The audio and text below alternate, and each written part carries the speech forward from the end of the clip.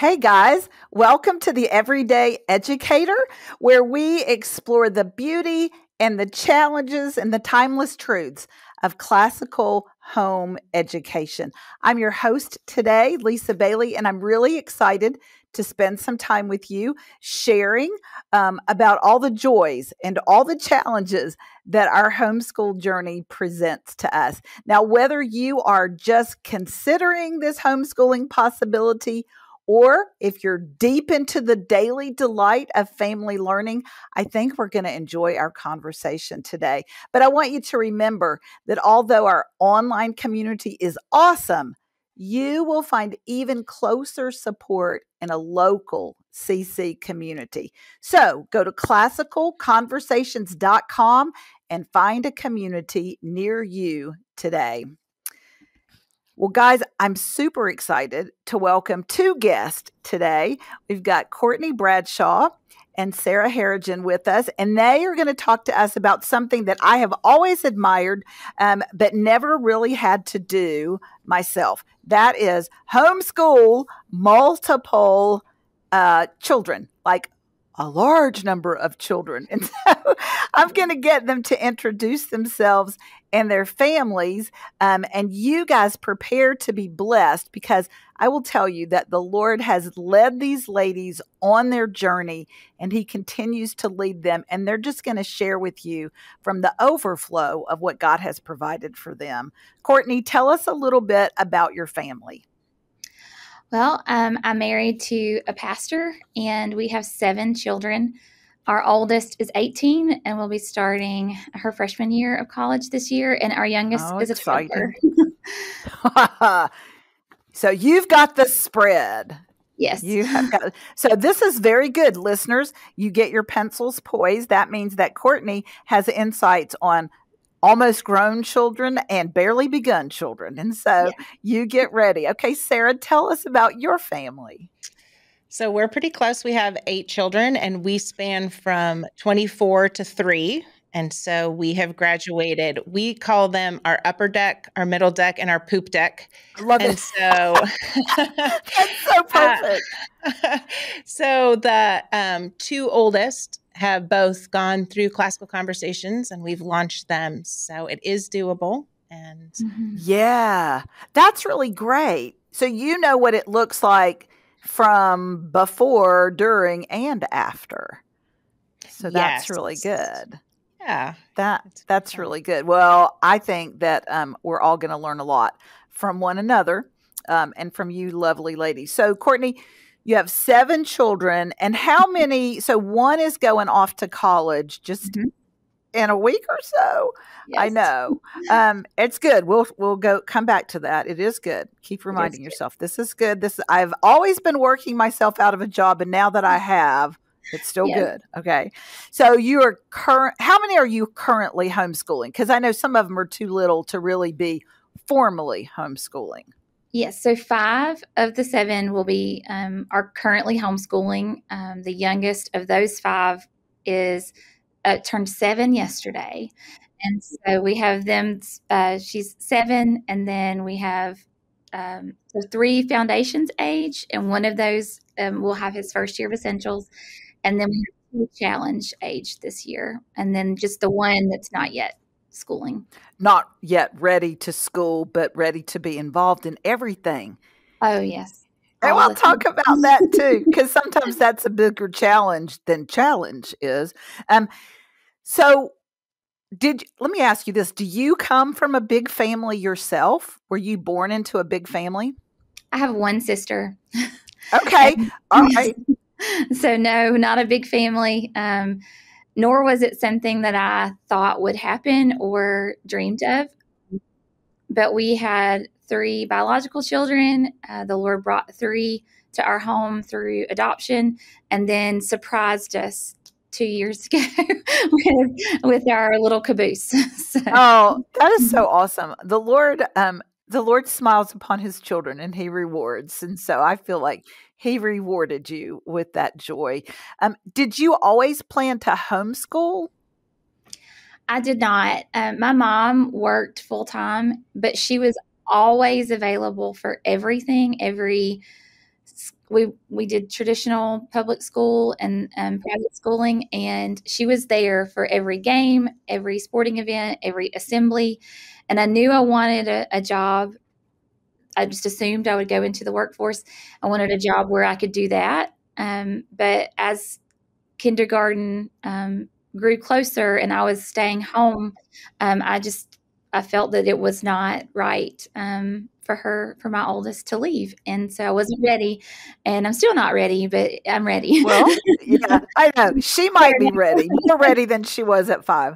Yes. Okay. So you just kind of moved into homeschooling as we're not going to do the school thing yet. And it just kept going, and you kept adding to your class or to your home.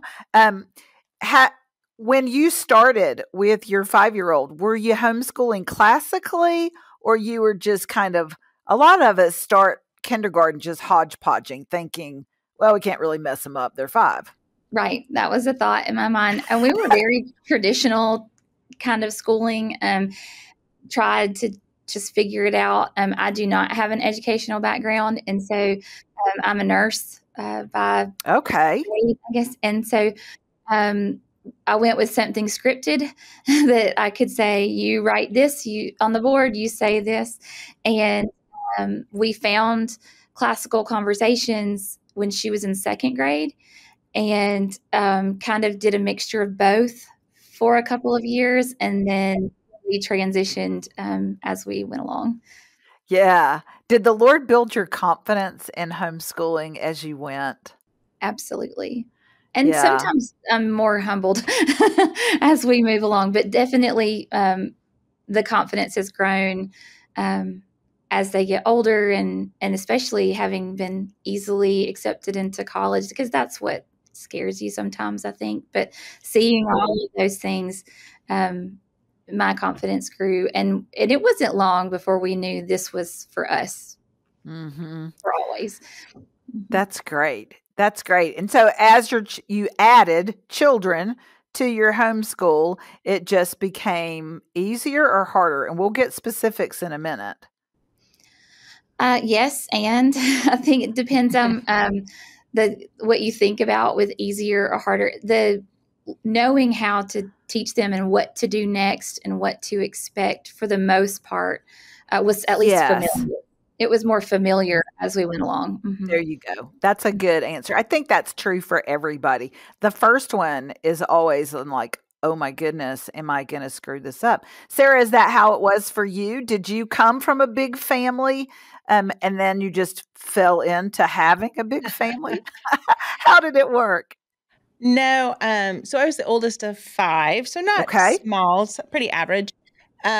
And then we had kind of, particularly my husband, grew to be more parently and to figure out what it was like to be a dad and enjoy it. And so we've got a pretty big span. It's almost 5.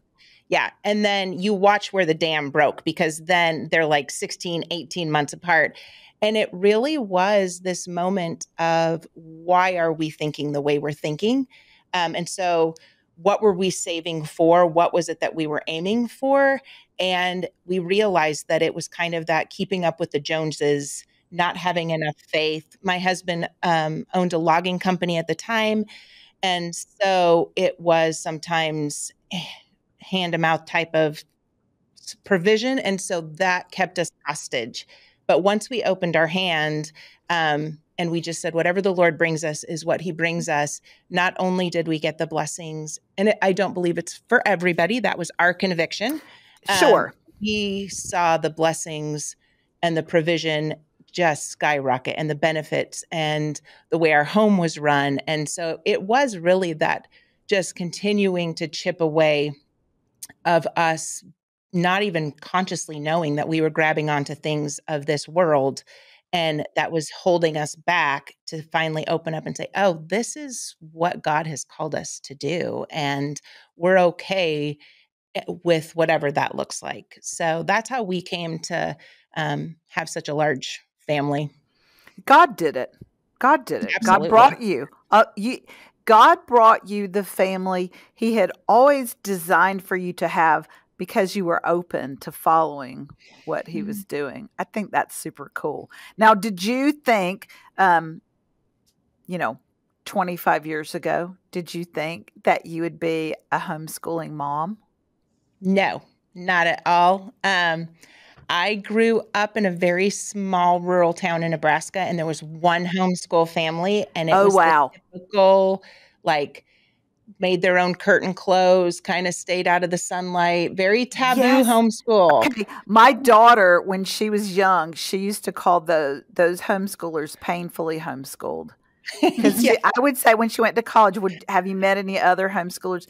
Yes, I've found a bunch of CC people because, they all recite memory work when they raise their hand to answer something in class. And she said, but there's some that are painfully homeschooled, Mom. And that's what she meant. A great description. They just were so sheltered or so set apart in a different way. Yeah. Yeah. So that was my only exposure. And again, going back to what my husband did, we lived on the job about 9 months out of the year. So once my daughter became school aged, I'm like, ooh, what do I do with her? And so I know I've dramatized it by now, but I just remember walking down into this public school ramp, and it was dark with like 34 kids and one adult. And like you said, Lisa, I thought I can do better than this. Like, I can do better. So I did what everybody did. She was a firstborn girl. So we did a Becca, and we sat at that table and we did the worksheets, and she was great. And then we hit, I was lonely and she was bored. And so I just prayed. I'm like, Lord, you either need to change our heart about this conviction, or you need to bring something new. And praise God, a military family brought CC, and we went to that information meeting. And I will be honest, I sat back and I hated it. And I thought, this is the most archaic idea I've ever heard of. Because of all the memory work? Did it just seem very It was just so foreign to me. Yes. Again, my exposure was public, private, or Sunday school. Yes. And so it was edutainment or a conveyor belt. And so this idea of memorization or investment in that way was just so foreign. But my husband loved it. And of course, we jumped in. Yes. And jumped in with nothing. We didn't know anything, which will answer your, did I know classical? No, not at all. Yeah. But we were obedient and we trusted and we did it. And back then, a lot of stuff was just paper clipped together and stapled. So I know we did it so poorly for the longest. We did it so differently because the resources, because we got in, when my girls were second grade and fifth grade. So it was way back. We're talking lots of editions of the Foundations curriculum ago.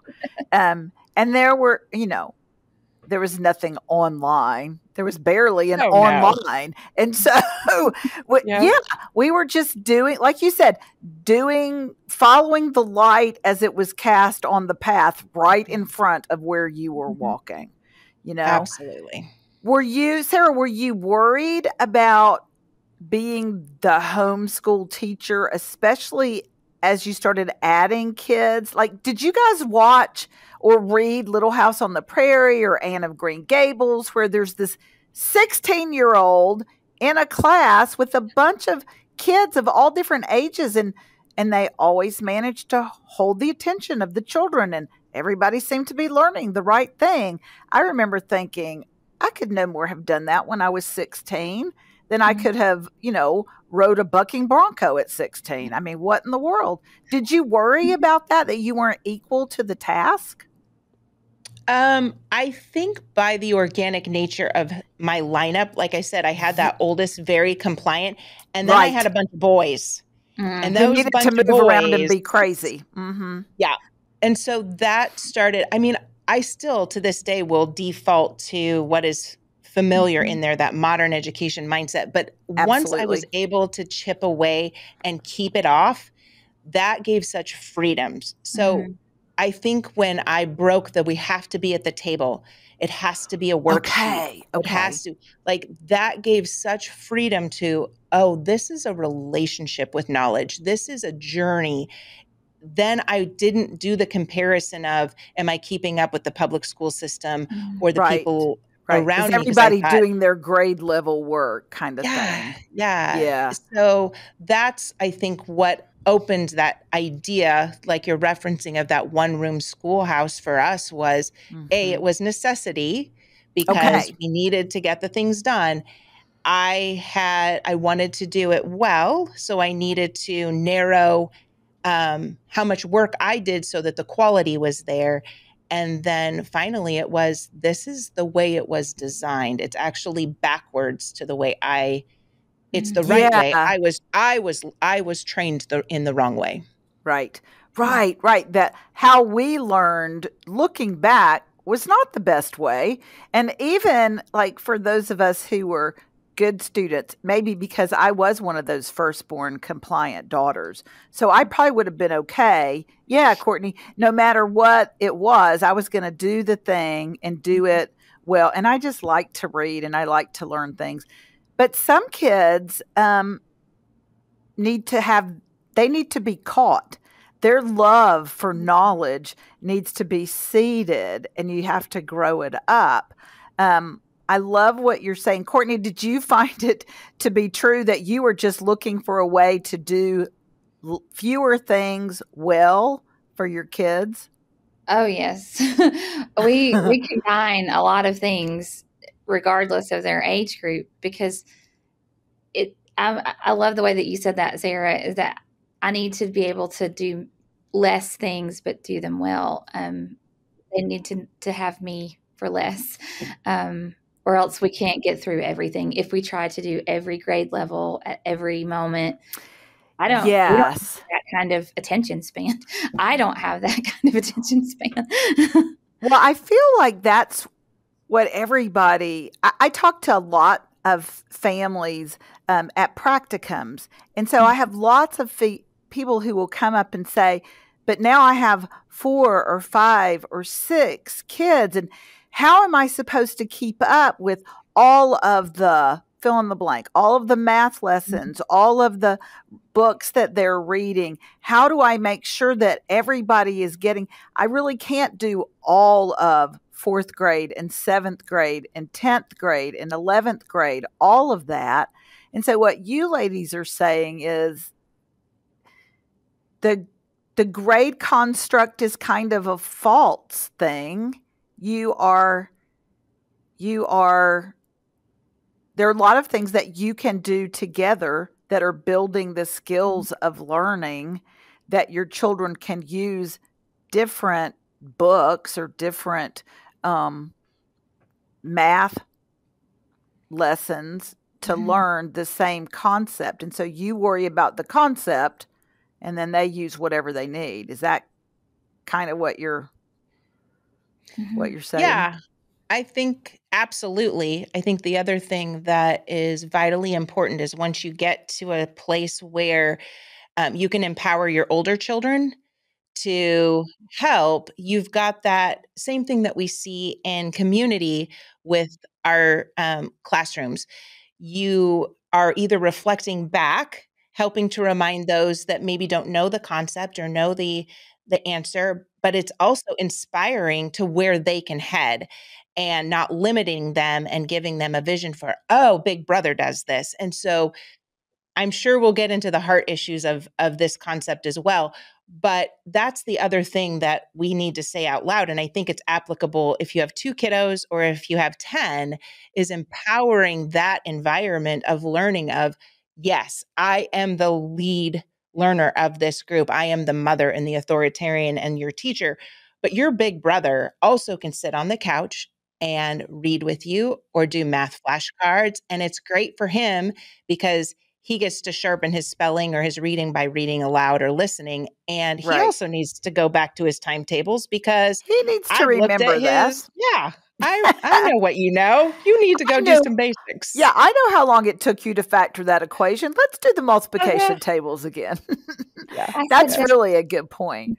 I said that yesterday. My son had his very first day of Challenge A, and then I needed to leave, and I wouldn't be there today. And I said, your sister has had 6 years of planning her week with a challenge guide.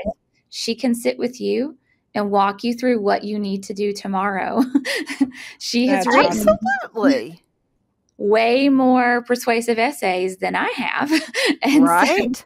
she's more of an expert on that than I am. And so you can sit with your sister and she can help you. I had that conversation yesterday.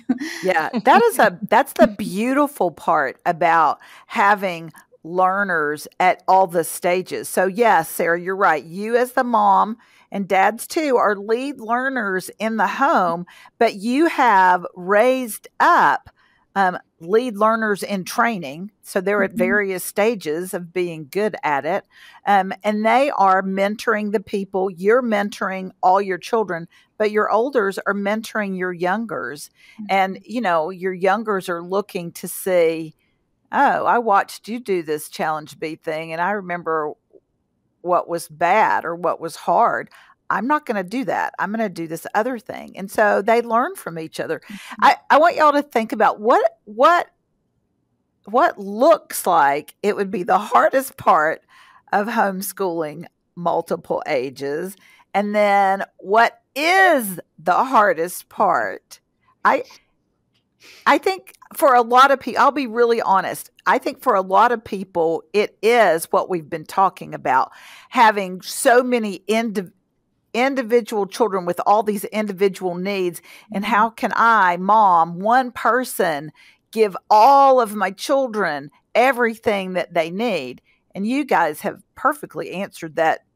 Yeah, I mean, you can't, but you have other children and other trusted adults who are speaking truth into their lives. So you're not giving them everything that they need, but they are getting what they need. What else have you guys heard? What do people say to you about your big family and homeschooling your big family? What do other people think is the hard part? The busyness. I think for me, everybody thinks, oh, you must be so busy all the time. And it is true. We are busy, especially as they get older. It's actually more busy than it is when they're really all little at the same time. Because they have their own interests and Yes, they want to go do things. Yes, it's different busy. Right. And so most people think just to be a large family, regardless of homeschooling, Right. That's what I think people think. How do you keep up with everything? I know you must be busy all the time. And yes, it is busy. But a lot of people, when it comes to homeschooling, I think it's the perception of schooling at home. Mm-hmm. But since we're not trying to recreate school at home, true, it's different than what they think. It is busy. And when you say, what's the hardest part? I don't feeding them. Snacks all day long. Oh my gosh, that's so true. That's so true. I think the hardest part for me is in a real honest moment is the mental load of when did everybody eat? Who needs what next? There are things, while we do a lot together, there are still individualized things that they need, whether it is with school or not. And right. And so for that, it does take planning. It does take some organizing. I need to make sure everybody has their own little art bucket and their own school supplies that they can go get for themselves. I don't have to go and lay out everything. You don't have to manage that. Mm-hmm. Right. And they have a list. We have checklists that they work through themselves and come when they need help. But that it can be challenging and it can be overwhelming, or it's a high sensory. Oh, yeah. With all the noise and all the people and all the meals and all the crumbs and the toddler climbing on the table and, that kind of thing. But it's so it's not quite what people picture. It can be challenging. I mean, I think anything worth doing is hard at times. Right. And I imagine that you find your own ways to economize your efforts, and that you find your own ways to band activities or needs together. Sarah, what do people say when you tell them you have 8 children and you homeschooled all of them? What do they say? Well, okay, I'm going to filter a lot of what they say. Yes, yes. And you don't have to put names to their comments. So I think I definitely agree with Courtney. It is just, how do you juggle? How do you do it? You must be amazing. And we're not. Again, you become accustomed and it's almost survival in some ways. You learn to say, this is what it takes for us to function well. And so for us, we're very routine just by the nature of our families. I wanted to ask you that. Yeah. So, my 15-year-old is a typical 15-year-old. We're working on staying awake and doing some of those. He's a boy, and his peers wake up at 10, 11.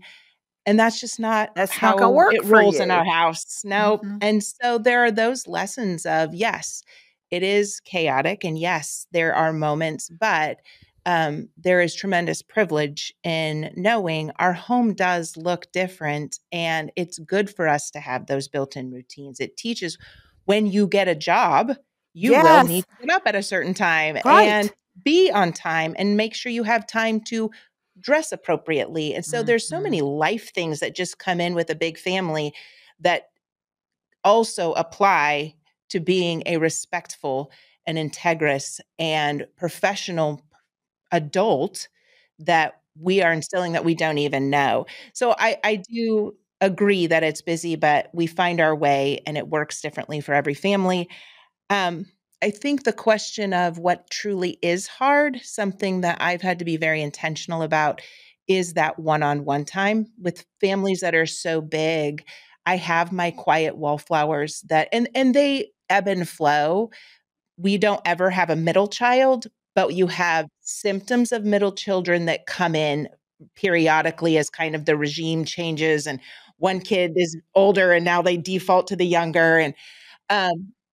And so I have to be very conscious of who am I not talking to? Like the one that I shush a lot, where I'm like, hey, give me a minute. And then he hangs his head and walks away. And I'm like, dang it, come back. I see you. Right. I see you. Right. Yes. Maybe this was your minute. Maybe this needs to be your minute. Yes. But being so conscious of those individual moments with them just takes intentionality. Yeah. I was going to ask y'all, are there benefits to schooling a big family? And you alluded to some of those, Sarah. There are some things that just by virtue of, hey, we live in a real world, and so everybody cannot have mama 24/7 every day. So you learn to be patient. You learn to solve some of your own little pieces, or to go seek the advice of an older brother or sister. I think living in a big family teaches you mercy, because it's not all about you, and there's always somebody who needs something. So it teaches you mercy. It teaches you to honor one another. There are benefits. I like that you said there are benefits, like you learn to get up at a certain time, even if you don't want to, and do things maybe on a schedule that would not be yours, for the choosing, for the greater good. Because in order for us all to get out the door, we all need to start earlier than I wanted to. And so I think those are good benefits. Courtney, what has homeschooling taught you about learning? And this might be because of a big family, or just because, it sounds like none of us grew up classically educated, right? So what has homeschooling taught you, Courtney, about learning? I think I've learned a lot about learning, just how we developmentally are prepared for things differently. And but really with our span of ages, and our children are very different. And so I have learned that there are many ways to learn, and that some people learn better differently than others. And so all of my children and maybe differently than you. And differently than me. And then I've also come to learn and to trust assessment with them. It doesn't look like a test and a grade.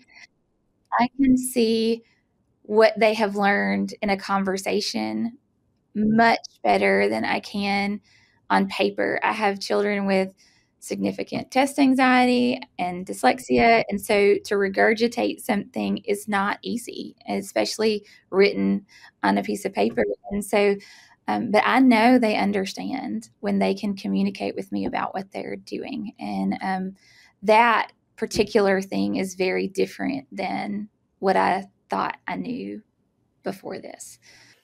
Hey guys, I want to interrupt this show to tell you more about this semester's sponsor, Judson College. Judson College is such a perfect fit for CC students because they align with our Christian, classical, and community values. So as far as being Christian is concerned, Judson College equips students to give their lives for Christ's cause wherever he may call them, whether it's the marketplace or into official vocational ministry. As a confessional institution rooted in Scripture, the college is committed to providing theologically and biblically sound education, which is very important to you, we know. Well, they also have a vibrant community, and that plays a vital role in the students' education at Judson College. They have small class sizes, which allow professors to intentionally invest in students, but they also have a house system where the students are allowed to have competitions, vibrant community, and deep fellowship from freshman year to graduation. Lastly, Judson College does value classical thinking. They help develop critical thinkers and equip them to engage in the conversations around them. There's a great books course, which I think is really great, and it's integrated into every single one of their undergraduate degrees. So this provides a solid foundation in human ideas through primary texts, and they're all taught through a biblical worldview so that students don't just grow as scholars, they also grow as committed Christ followers. Find out what makes the Judson College experience different at judsoncollege.com/distinctions/. Let's get back to the show. Mm-hmm. That's so true. I think, and one of you alluded to it earlier, that in high stress times, or when we're anxious, or worried, or rushed, or sometimes hungry or angry about something else, in our educational at home, we revert back to what we know. It's just kind of like automatic. Even if in your brain yeah, that's not the best way to educate. It wasn't even the best way for me, but we revert back to that when we're worried or on edge, or fearful of something. And so just recognizing that there are better ways to learn and being able, I really admire what you said. You have taught yourself that there are better ways to assess the learning of your child. And I specifically love that you said conversation, because that is the most important thing. I've been, for whatever reason, I have really been meditating on that whole idea over the last couple of weeks, that that community, I really do think, is God's end game. I think community is what it's about. And our first community is our family. So when we learn to look at one another and appreciate those differences, learning differences included, and learn to serve one another's needs and to see somebody else as more important than ourselves, and to realize that the greatest blessing of homeschooling is that we get to have a deep relationship with our children, and that we get to feed that relationship all day, every day. I mean, when it's their turn, right? Right. What do you think, Sarah, that you have learned from homeschooling? What has the Lord taught you, Sarah, while you, Sarah, have taught all your children? So I am very competitive by nature. And so Oh, good to I like, know. yes, maybe not, Lisa. I don't know. And so I like to win and I like to know where the finish line is. And Yeah. that's not Okay. how it works Oh with gosh. learning and with education. And so Or again, with children. or with children. Oh, For sure not with children. And so I yeah. think there was that idea of some sort of mythical finish line of I have done it. You know, we've launched. And when you, especially with my first two and coming there and not even in myself, but that was, like you said, that wasn't the end. That actually launched us into this new relationship that we have been cultivating. That's the bummer about when they launch. And Courtney, I know you're feeling this now, is they are such cool people that you want to hang out with.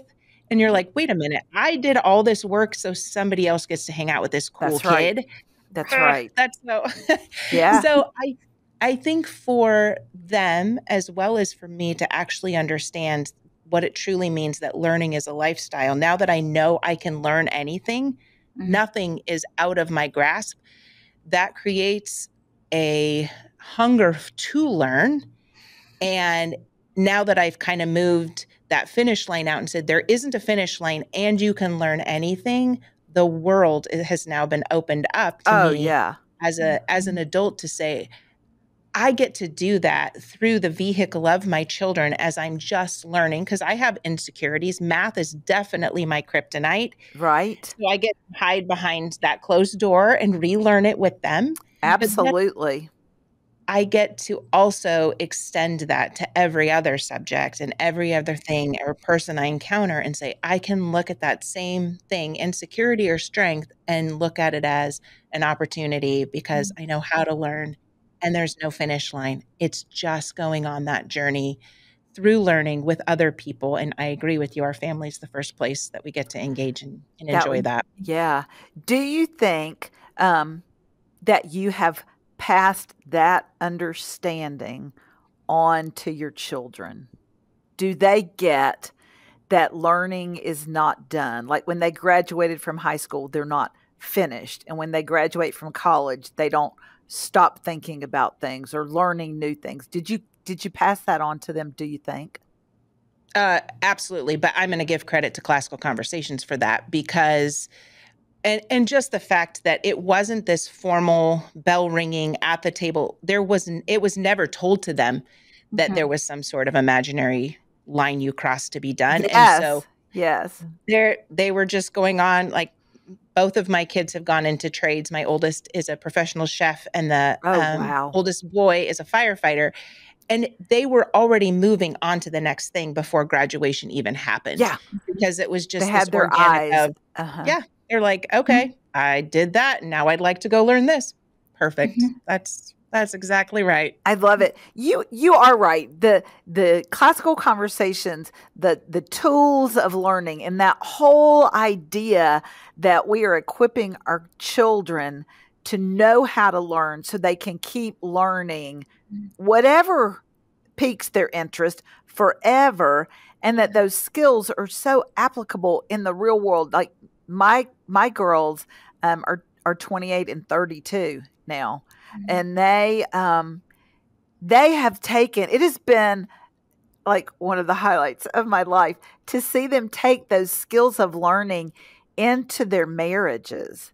I have one daughter who says, oh yeah, her husband, they started making Annie charts when they would make decisions together. And now he has taken Annie charts to his workplace, and he sits and makes Annie charts with his boss before they make company decisions.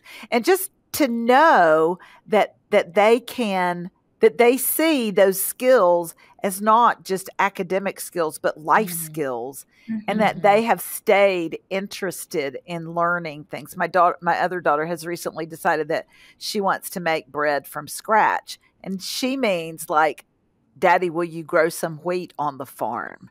So that, and I mean, so of course Daddy did it. Sure. And our oldest grandchild is helping him thresh the wheat with a rubber mallet. And so, I mean, now I'm looking for a way to grind that wheat into flour. I feel like the little red hen.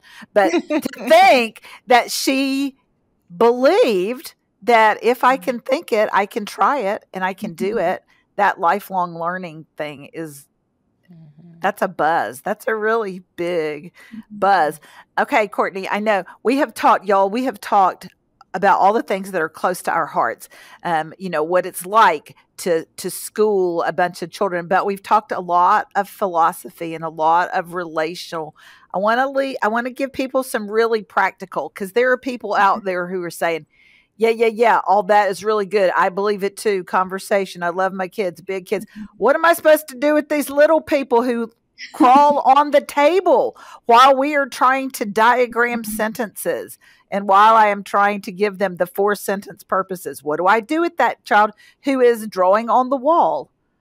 So here, give us your best advice, Courtney, for littles, those who aren't formally, because we know, I mean, I tell people lots of times we homeschooled our children from birth because they were learning things. Even before we knew they were learning things, But the best advice for littles who aren't formally schooling in a big family, what in the world do you do with the littles, Courtney? The best advice I was ever given, and I'm not always the best at doing this, but is to spend time with them intentionally every morning before you start something else. Cuddle them, play with them for a few minutes, fill their cup so that they don't feel like they're always having to seek the attention because they started with it. And that really does help for the most part. I do, practically speaking, I try to assign different kids with the littles at times. Okay, I need you to go play with him while I do this right now, and I need somebody to be on toddler duty, while we do this. Right. I do think that allowing them to have something that looks like what the other kids are doing is helpful. So we do a lot of dry erase markers, and we'll set him in his high chair and give him dry erase markers to draw on the tray. Wow, because he will throw down the paper or eat it. Right. He's fine. And so I think he's girls are different than boys in a lot of ways. He's very active. So most things that used to be on shelves where even our younger kids could reach those shelves are bare, and everything moves up as he gets a little bit taller. So you just have to be flexible and willing to adapt, and it's okay to jump up. My kids are really used to me saying, just a minute, and I run and grab or somebody get him off the table, or hand him that what you're using for sharing. Something that we say a lot in our house. But yet he needs to be able to have something to do that looks like what they're doing, because he loves books and he loves markers and he wants to do all the things that they are doing. But it really good pieces of advice. It really does help, because those younger ones, because they have heard these things and seen these things forever for them. Right. Nothing is unfamiliar. The routine is not unfamiliar. They are able to just begin when it's their turn. That's really true. They teach themselves things. I mean, I had the first 3. So the younger of those 3 was born the year the year we started homeschooling her. Right. And so by 4, he had taught himself to read, and he would write his letters. I mean, his handwriting we'll show you now, but he would write the letters. He taught himself to write. He wanted to be a part of it, and he had heard those sounds his whole life. So it was a little different with the next 3 because they didn't begin in our home. So they had it was like having them a first one again, but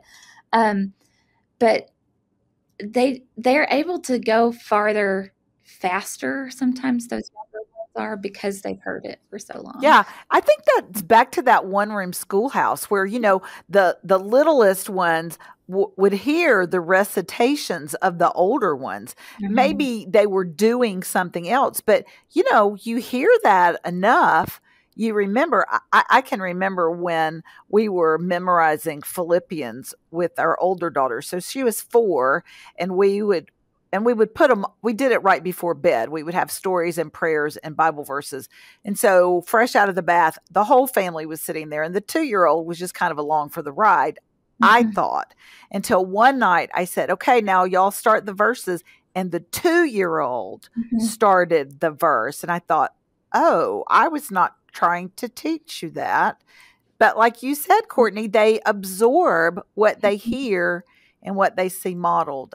I really love that. I hope people wrote down the wisdom about spending intentional time with them before your day begins, filling their cup so that they're not constantly looking for some filling. That's beautiful. All right, Sarah, I need your best tips for how to deal with the little people while the olders are getting, there are times like our high schoolers, they could go away on their own and do some things without you starting. But then you've got those middle kids who might know what they're supposed to do, but they're not necessarily going to do it if you don't usher them into it. So what do you do when the littles are making circles around the table? Yeah, I think what I would advise is being very intentional with quiet time. The things that I need, I've got 2 essentials this year and then a foundations. And so I know, and my one is in his first tour and a boy for essentials. And so I'm already very strategic of the amount of time I personally need to sit with them. And so what that nap time usually is a break for me where I used to send them off and say, hey, go do the flashcards or do the independent work so that I can catch up on the kitchen or do the things. Very important, but I'm having to rearrange to use that quiet time. Even those that don't nap, get them in that routine of just rest. And Yes. whether you have to wean them on a screen for a little bit and say, hey, you get the privilege to sit on the couch quietly with the screen for just 20, 30 minutes and move it to a book, whatever your family is doing. But to really capitalize on those quiet pockets in your home and the things that need your attention with those middles to olders is when I do it. I also will say with my teenagers, and I am not a night owl. I am very much an early person. Yeah. I stay up and I utilize the evening times to connect with my teenagers. Right. Because again, that's the babies when they're are ready. Yep, they're ready. The distractions are tucked in bed. So it's not as probably poetic and eloquent as I'm going to take Courtney's advice, but if you just went down and dirty, and then I do agree, making them a part of it, even if you've got babies, when they're reading aloud, have them have that baby on that 11-year-old, 12-year-old lap or next to them. And what a beautiful little example of having just her read out loud to that little sister or brother. I mean, it'll warm your heart if you see it. It's just so, so beautiful. And so finding those other places again of integration and opportunity to say, yeah, I know they're going to squirm, but try it for 5 minutes. Just let her sit there. And grow she's into hop it. down. Yeah. Yeah. I love that. Y'all have been so helpful. You have given us the big picture and some small practical things to try. I love that you didn't say, with a big family, you just have to be regimented and everybody's got to be on a schedule and we're going to march from thing to thing. I love it that it's more a rhythm. There's a rhythm. There are times where everybody knows that this is what we do first, or this is what we do second, or this is when we do fill in the blank. But you are respectful of the rhythms of your children and the ebb and flow of the home. And I like the way that you love on your kids and you teach them to love on and help one another. I got time for one more tip. So think really hard about your best tip What is your best tip? And it doesn't have to be just for mothers of multiples. It can be your best tip for starting this homeschool year off right. Okay. So Courtney, what would you say? Plan a day or have a day or have a time, not a full day. That's to me seems just completely foreign. That's crazy talk there. That's crazy talk. Day, right? No, but to have a moment where you can get ready for the week. So whatever that needs to look like. And that might be different for older kids and younger kids. But if I try to sit down, and there are times that I can open up something and we can just pull a lesson out, and that is great. But for me, if it's going to get done, I have to have it done before, and then I can open it up and say, hey, we're going to do this today, and it's going to be fun. And so I'm not very fun mom at home, like with lessons and things like that. I'd love to be, but I am more available to them if I have it organized ahead of time. So even if it's just a few minutes on a Sunday afternoon, or I wake up sometimes Monday morning before they wake up, and I have the week ready and we are ready to go. That is the thing for me that is the most helpful, because if I have to plan it on the fly, we're not going to do as many things as they would like to do. And to give yourself grace, because it's going to be okay. The Lord will, he does handle these things. And I do pray that they won't remember the stressed out mom as much as they remember the times together sitting. But I also sometimes remember that I will remember that, so that I can show them that grace when they are mamas and daddies, Yes. But give yourself the grace you would give your best friend, and say, speak to yourself kindly,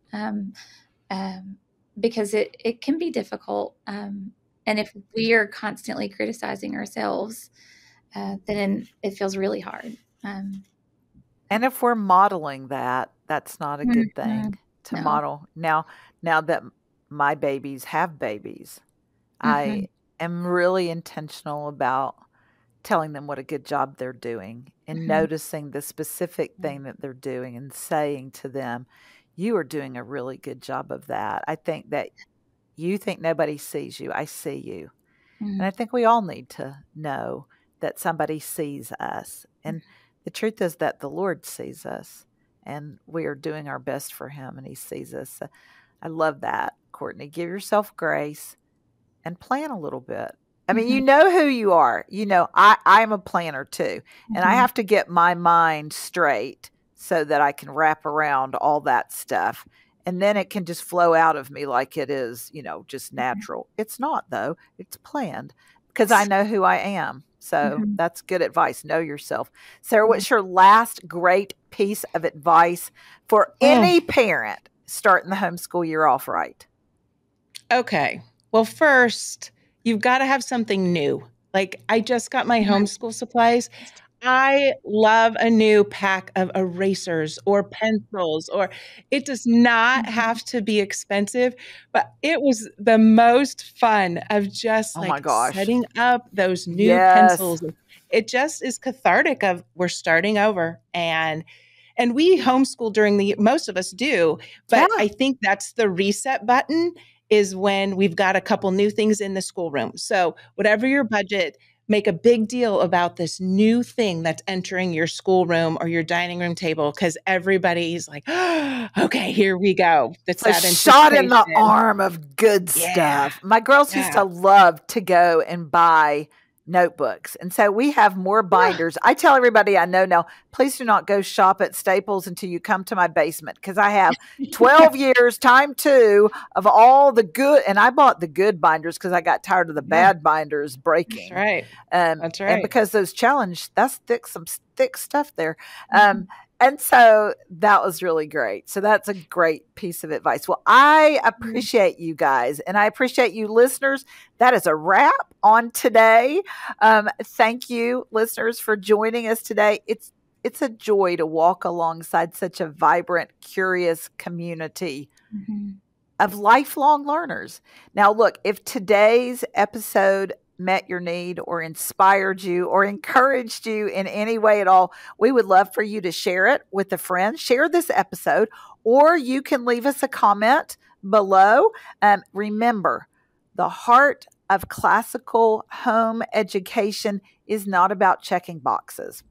It is about cultivating wisdom and virtue and wonder with your own family, and by extension, with your larger community. So, till next time, you guys keep learning and keep loving and keep leaning into the journey. See you next time.